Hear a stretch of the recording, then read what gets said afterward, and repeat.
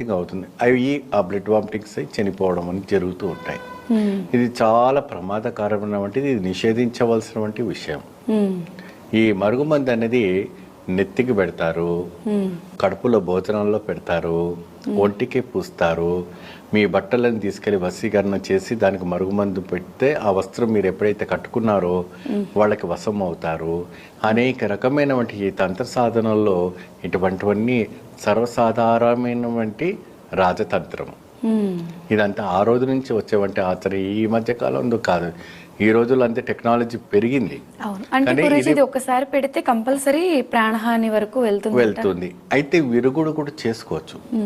విరుగుడు అంటే కక్కించుకోవచ్చు.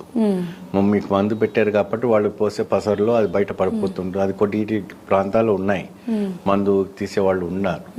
అది తీసేస్తే ఆ గుడ్డు బయట పడిపోతుంది, దానికి అన్ని వెంట్రుకలు వచ్చేసి ఉంటాయి.